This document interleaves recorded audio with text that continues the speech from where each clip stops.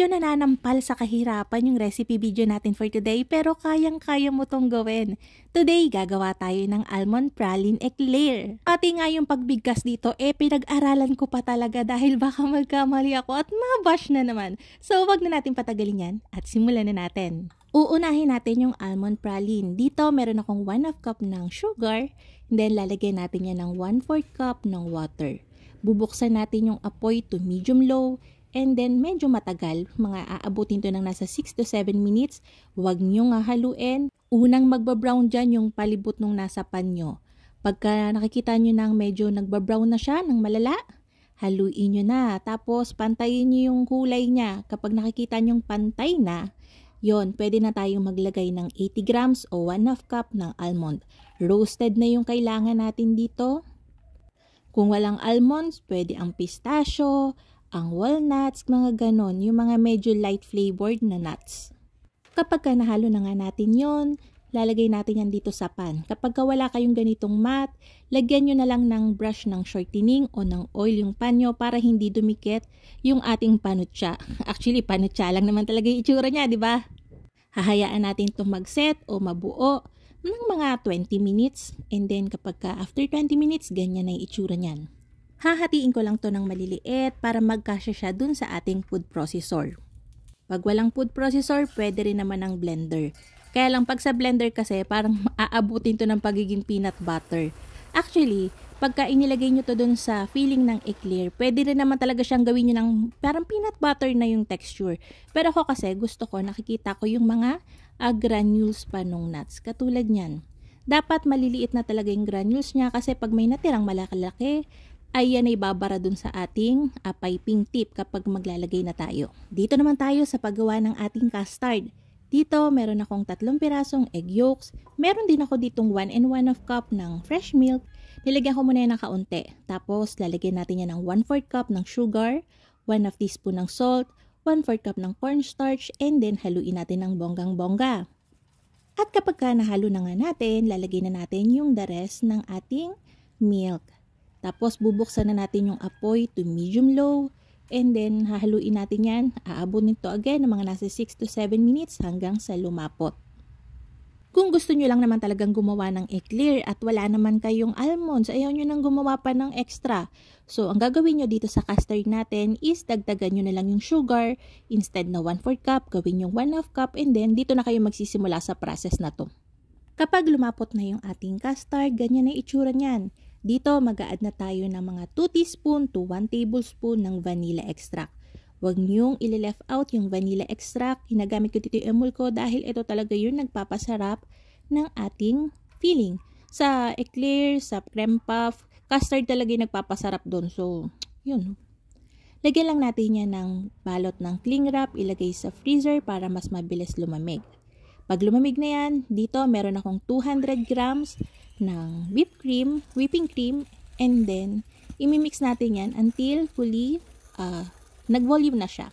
Ang hirap! Tapos, pag nag-volume na yan, ganyan na yung itsura niyan.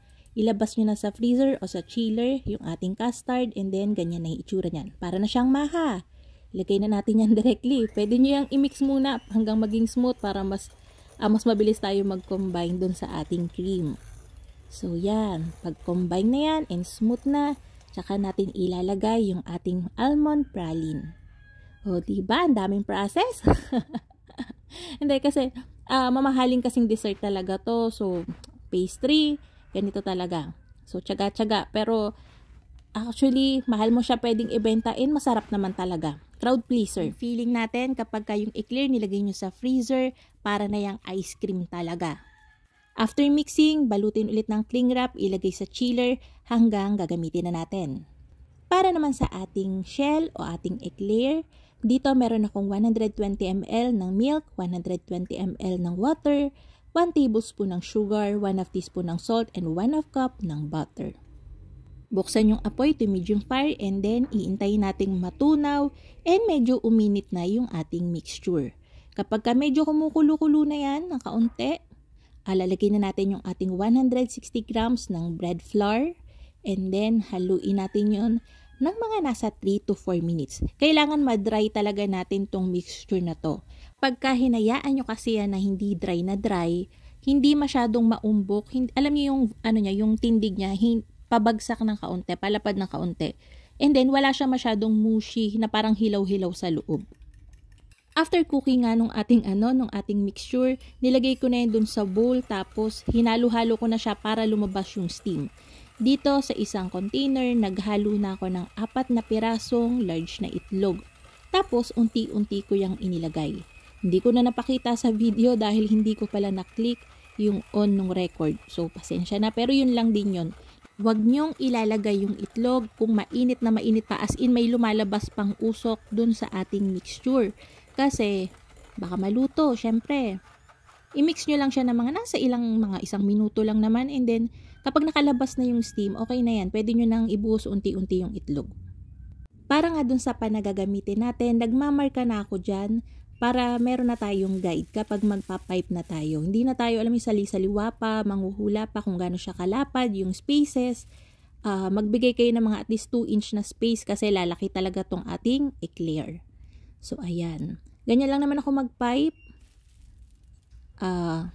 Nakadikit yung, yung baba ng tip dun sa pan para dire-diretso, hindi paliko-liko. So, yun. Medyo magaspang talaga yung texture ng ating, nung ating dough. Makikita nyo pag pinapipe. Pero, okay yan. Maganda yung kakalabasan yan kapag binake natin. So, instead na mag-brush ng egg wash, ayakong masyadong brown na brown siya, yung parang sunog na.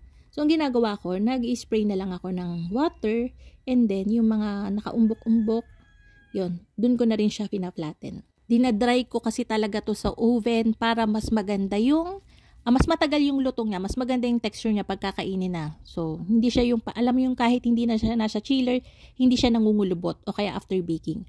So, i-bake natin to sa preheated oven na may 200 degrees Celsius for 15 to 20 minutes.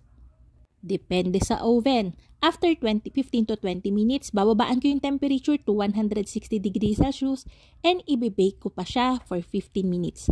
After nung time na yon, papatayin ko na yung oven and bubuksan ko yung pinto ng oven. Papabayaan ko lang siya sa loob for 5 minutes para talagang madry.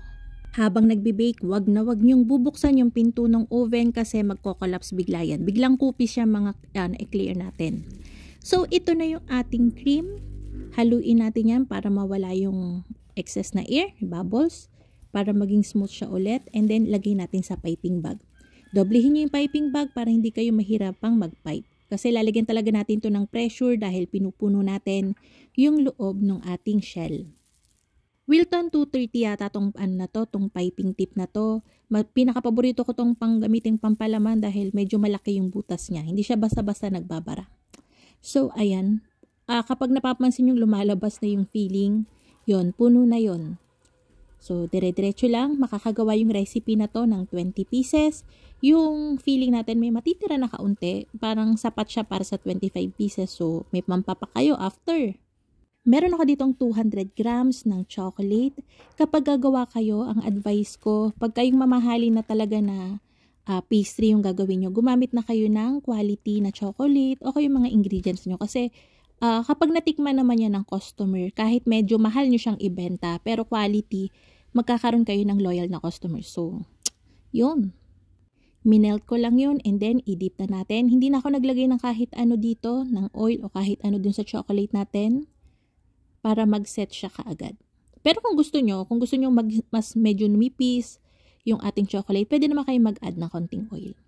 So, ayan, i-dip lang natin yan ng malinis. And then, okay na. Best serve to kapag chilled o kaya frozen. Tatagal to ng frozen na nasa 3 months. Promise, ilagay nyo sa container and then lagay nyo sa freezer. Tatagal to. Sa chiller naman, at least 2 weeks, pwede nyo pa siyang i-store.